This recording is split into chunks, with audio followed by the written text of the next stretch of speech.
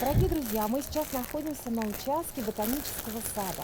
И сейчас наступила самая горячая пора у работников ботанического сада, когда идут посадки. Посадки самых различных растений, в том числе цветов, многолетних и однолетних.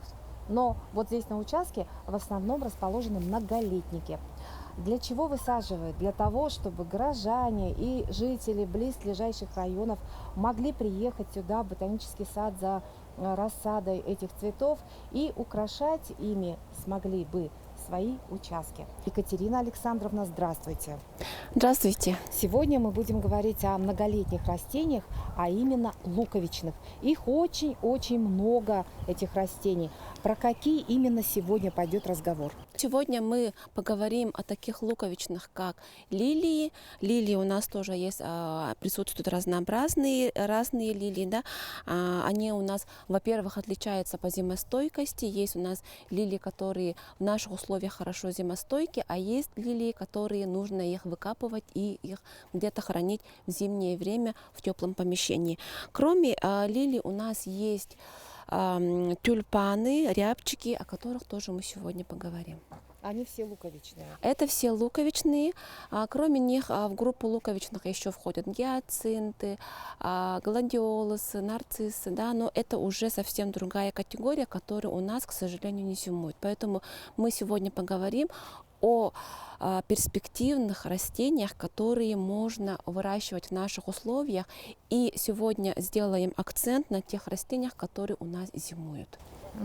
Екатерина Александровна, подскажите, лилии, их вообще очень много разных видов. Вот я немножечко почитала, да, оказывается, есть даже такие растения, которые относятся к коллекционным, они стоят очень-очень дорого, но в ботаническом саду вы стараетесь сделать эти растения, ну, как бы высаживать, да, рассаду для того, чтобы они были доступны, ну, в общем, всем нам.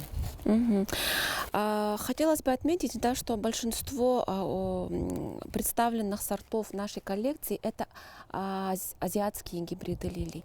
Их у нас сейчас на данном моменте около 80 сортов. Мы в основном собрали их с российских у российских селекционеров, да, с российских ботанических садов. В основном все они с русскими названиями, но кроме них у нас в магазинах, в прилавках поступает очень много лилий, которые тоже можно выращивать. Есть зимостойкие, например, есть азиатские, есть... Ну, кстати, азиатские, они не очень-то прихотливы, не очень капризны, да? А вот восточные, да, лилии, ну, виды, они довольно-таки требовательны. Да, согласна. Угу. И по моим наблюдениям, да, в прошлом году я сделала опыт, пока эти лилии еще не отросли, но немножко подкопав, я обнаружила, что луковицы их азиатских лилий, видовых лилий, да, и лагибриды это группа лилий, которые произошли от лангифлорум, это трубчатые, и азиатик гибриды. Получается, ЛА, да, это расшифровка именно вот той группы, от которых они произошли, получились эти гибриды, да. И азиатские. да, азиатские, и получается азиатские гибриды и лагибриды, они у нас зимостойкие. Их, ну, не скажу, что они все зимостойкие, да, есть сорта, которые менее зимостойкие, и еще на зимостойкость влияет и сама вот этот микроклимат, еще зависит состояние луковицы, потом какие уходные мероприятия были в течение лет, это тоже зависит, да. Но они очень красивые. Очень красиво. Они разных оттенков, форм. Совершенно вот огромное разнообразие. И, конечно, примерно они с ладошку, да, где-то будут цветочки? Нет, огромные. Огромные. Азиатские, да, азиатские, они более скромные, лагибриды это намного крупнее, где-то около 20 сантиметров в диаметре, очень большие, да. Кроме них я испытывала такие сорта, как, вернее, группы лилий, это восточная, Мгм.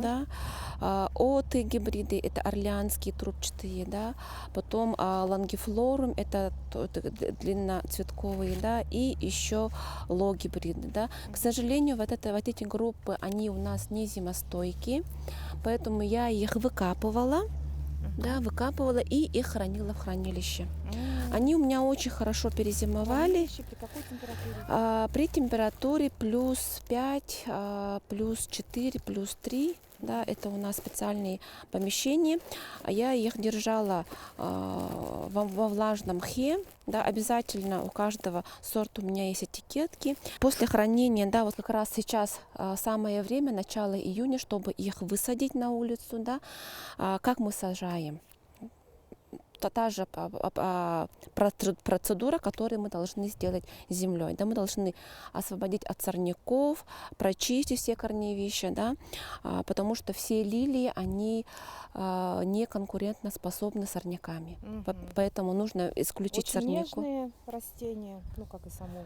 Ага. И название. мы привыкли, что наша лилия пенсильванская, да, она может расти среди травы, среди густой травы, да, и она спокойно цветет.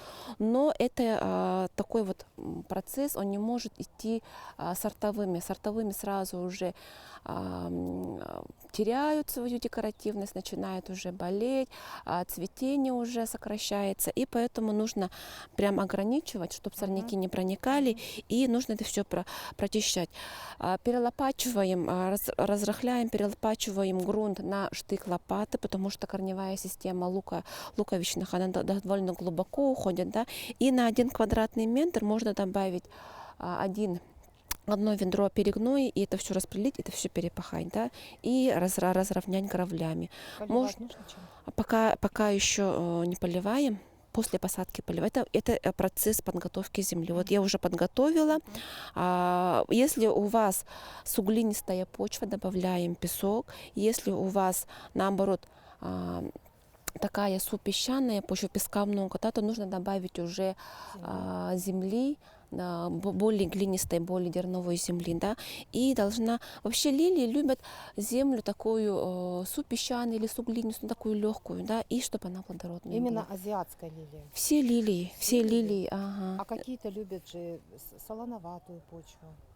Ну, может быть, да, но я их не испытывала на это, поэтому я стараюсь, чтобы была легкая, Ну, то такая есть то, что уже испытано, все-таки это наука, да? И для И ботанический сад именно для нас, для северной широты нашей. Да, для нашего для климата. нашего региона. Ага. И хотелось бы, да, показать, что вообще, как я обрабатываю.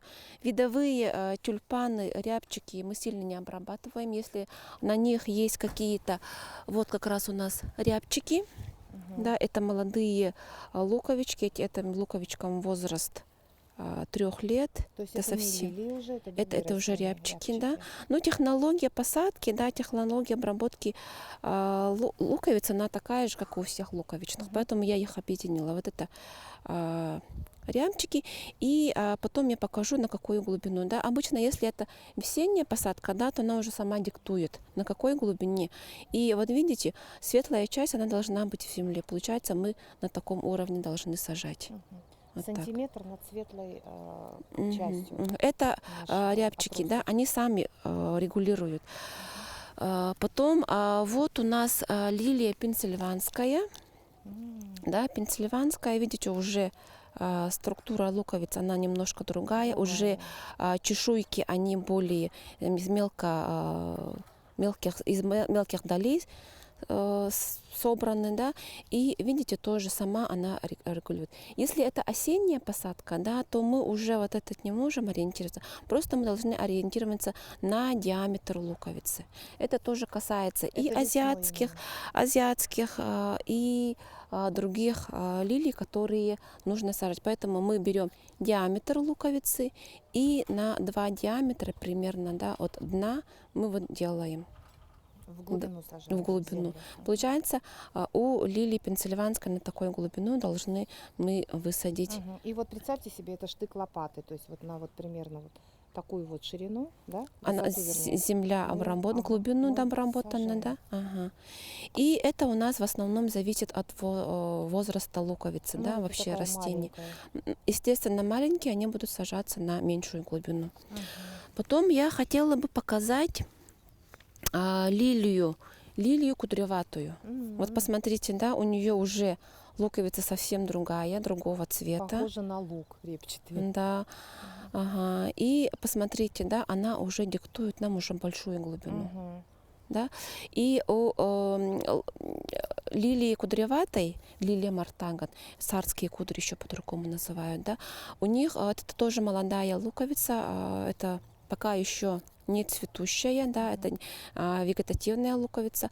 И видите, да, она маленькая, да, относительно лилии пенсильванской, она, можно сказать, она большая, да, но для своего вида эта луковица, она еще молодая.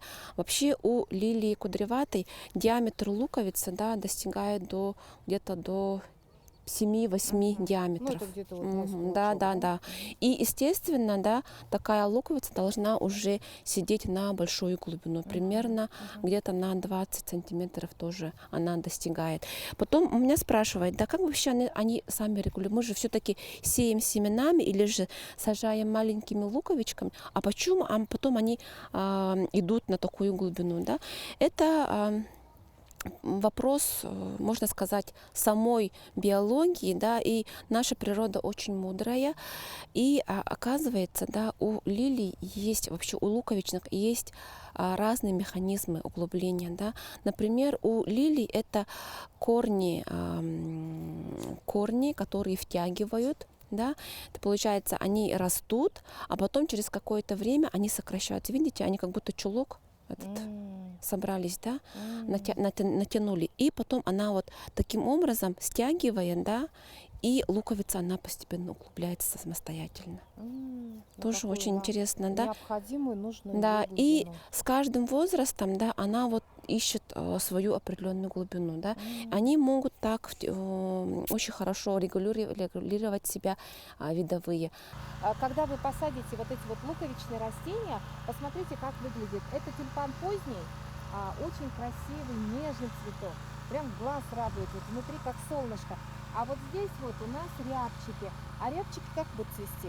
Они будут красного цвета. Они вот такого бледно-желтого цвета. Да, да, бледно-желтые да. всё, да? Да, да, да. Очень скромные цветы. Мгм. Знаете, да, несмотря на то, что они скромные, у них цвет бледно-желтый, да, вот Мгм. поэтому рябчик называется бледно-цветковый, но вот этот цветок, он очень долго держится, а потом к концу отцветания чашелистик, они окрашиваются в такой в розоватый цвет и совсем по-другому смотрится. Уже такие нарядные, очень красивые, да? Ну, появляются? да, да, да. Лилия кудряватая вот идет, да.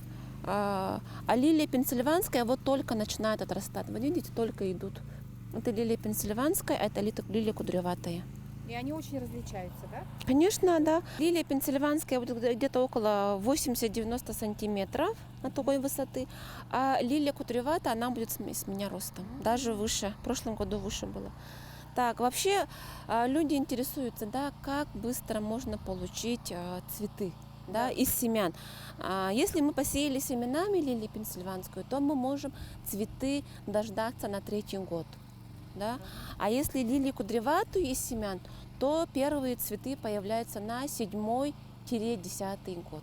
Ух Вот так ты, очень долго. очень долго. Ага. Но мне кажется, стоит потрудиться ради того, чтобы полюбоваться вот этой вот красотой, но не земной красотой. Да, да. Тоже Они вообще показать. капризные, да, выходят? Нет, они не капризны. Вообще это неприхотливая культура. Главное, да, им дать те необходимые условия, которые они просят. Освещение, грунт, место, да, чтобы застой воды не было, да, и еще уход. Это у нас тюльпан Краутмана, это инорайонный, да. прям настоящий тюльпан. Это настоящий тюльпан. Краутмана мы тоже посмотрим. Он сейчас только в ботанизации. Вот Ну, видите? вот на лучок похож. Да, вот, Лучик. вот. Видите, на такой глубине он сам уже себя регулирует. Тоже так же, Да, понимаете? то же самое у него есть вот стягивающие корни, которые должны его отрегулировать, да. Это у нас тюльпан Краутмана. Мгм. Кроме него у нас в коллекции есть еще очень такое вот интересное растение. Это тюльпан поздний, тулипа тарда. Вот Ой, посмотрите, какая она интересная. да, это старая луковичка, Мгм. а это молодая луковичка. Видите, она уже намного ниже растет. Мгм. Вот тоже посмотрите, это Ой. совершенно молодая Мгм. луковичка, Мгм. да, Крошечка. такая. крошечка, да, и вот замещающая луковица пошла, и она намного крупнее. Да. И Видите? постепенно она будет увеличиваться. Да, каждым годом. увеличиваться, да, и она с каждым годом она идет в глубину. А потом мы это все луковицы осенью собираем, да? и Нет, храним? нет, нет, нет, нет. Мы храним только те культуры, которые в основном это лилии, это восточная группа, Мгм. трубчатая, да, Лаги какие-то. нет, лаги у нас зимуют, и еще оты гибриды, ЛОО гибриды. Вон видите, вот дальше они растут. Мгм. Ну что, мы приступим к посадкам? Да, давайте приступим. Прежде чем посадить, да, мы их должны обработать в Максиме. Это такой препарат Обеззараживающий. обеззараживающий. Он от гнилостных, от парши, от каких-то бактериальных гнилей. Да, это очень хороший препарат. Максим очень такой оранжевого цвета. Да, вот такой оранжевого цвета. Я их специально в одну емкость, да, чтобы всех положить, я делаю пакеты, которые с дырочками, да, и они углубляются. Вот я их поставила, да, А сколько они должны там пролежать? минут 30. Минут 30 они уже все, уже О, какие готовые, большие луковички. готовые, да. Это у меня логибрид сорт Белсанг. Мгм. Берем наш любимый инструмент, это специальный сажальник для луковиц, Мгм. это очень такой интересный, Мгм. да, у которых есть градация по глубине. Мгм. Мгм, очень, Остренький. ага, острый, да, Это как И- лопата такая, кругленькая. ага, и он хорош тем, что, да, мы должны его воткнуть, да, и видите, он землю собирает, и вот лунку уже готовую делает, да. Так, получается, мы должны его на 2 диаметра посадить, да, примерно на такую глубину. Получается, мы его луковичку лунку сделали, да, углубили, Вниз корневищем как бы. да, вниз положили и должны его полить. Да? Обычной водой, ничего не Обычно поливаем, да, и он должен Водичка впитать, да, впитать, да. и дальше в землю уйти вода должна. Ага. И если на луковицах уже образовались молодые побеги этого года, да, не побеги, а корни, то мы их не убираем. И в зависимости от температуры хранения у нас появляются побеги, да. Если тепло, то уже побеги появляются. И это еще зависимость сорта, да. Есть сорта, которые уже отрастают, да, к тому моменту, а есть сорта, которые, видите, уже достаточно хорошо хранятся. Ага. Все, вода у нас впиталась, потом мы закрываем, да, закрыли, и еще раз его сверху поливаем. Все. Вот на этом у нас процесс посадки луковичных, да, ну, такой завершился, да. И на каком расстоянии, да, на каком расстоянии, это тоже зависит от характеристики сорта. Есть сорта, которые, допустим, вот этот сорт, лагибрид, заданная характеристика 1 метр. 1 метр, да. Но, к сожалению, в прошлом году я их испытывала. Большинство сортов заданные вот этот 120, 150, 100 метров, 1 метр, да, 120 сантиметров, они у меня не выдали. Да, поэтому можно их немножко поближе сажать, да, и поплотнее, и сантиметров расстояние между луковицами где-то 20-25, максимум 30. Это для крупных растений, да. Если это азиатские лилии, то их можно чуть поближе, тоже зависит от высоты от 15 до 20-25 сантиметров. А мелколуковичные это тюльпан, рябчики, да, тоже в зависимости от габитуса растений, да, тоже мы их высаживаем на тюльпаны можно на 5, на 7-8 сантиметров, а рябчик где-то 5-10 сантиметров. Ну, такое вот расстояние можем сажать. Ну, давайте тюльпаны, да, тоже вот, смотрите, мы ориентируемся на нашу глубину. Да, получается, на такой глубине мы должны их посадить. Получается, мы его сделали, да, углубляем. А если земля влажная, да, то мы можем его не поливать. Если земля суховатая, да, то надо его поливать. В данном случае у нас немножко сухо, поэтому мы его немного прольем. То же самое ждем. Тоже дождаться, пока вода вся Уйдет. Потом мы еще раз ориентируемся. Получается, на этом уровне должна у нас листик оставаться. И вот так. Все. Да.